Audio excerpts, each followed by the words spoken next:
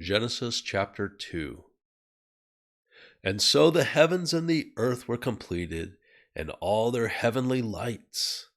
By the seventh day God completed his work which he had done, and he rested on the seventh day from all his work which he had done.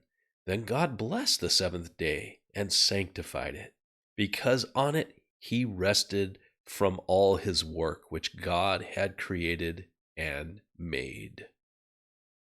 This is the account of the heavens and the earth when they were created in the day that the Lord God made earth and heaven.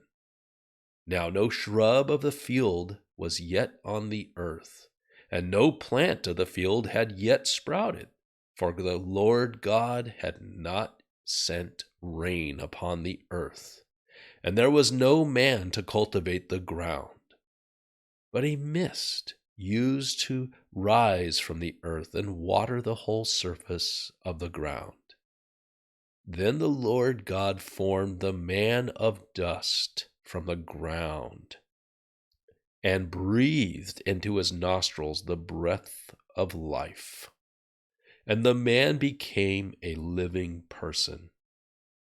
The Lord God planted a garden toward the east in Eden, and there he placed the man whom he had formed.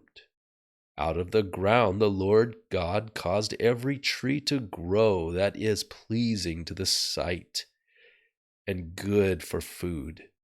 The tree of life was also in the midst of the garden, and the tree of the knowledge of good and evil.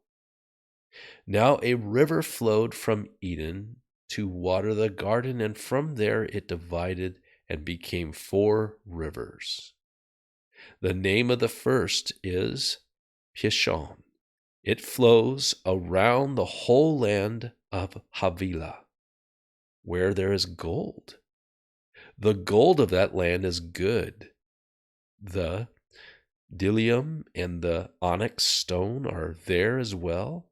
The name of the second river is Gihon. It flows around the whole land of Cush.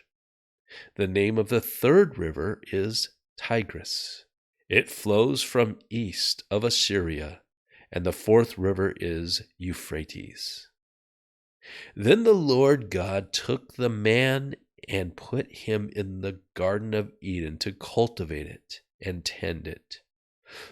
The Lord God commanded the man, saying, "From any tree of the garden you may freely eat, but from the tree of the knowledge of good and evil you shall not eat.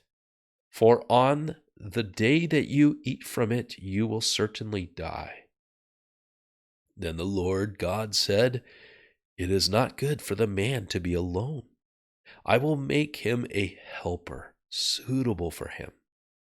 And out of the ground the Lord God formed every animal of the field and every bird of the sky, and brought them to the man to see what he would call them. And whatever the man called a living creature, that was its name.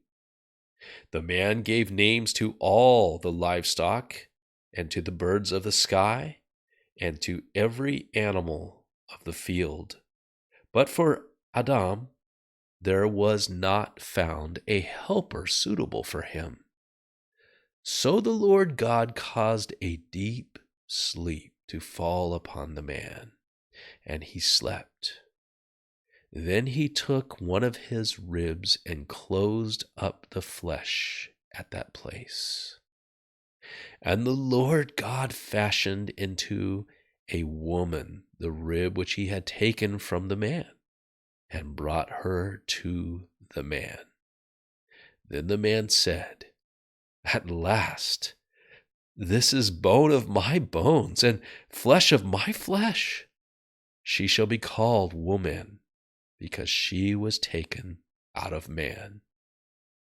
For this reason, a man shall leave his father and his mother, and be joined to his wife, and they shall become one flesh."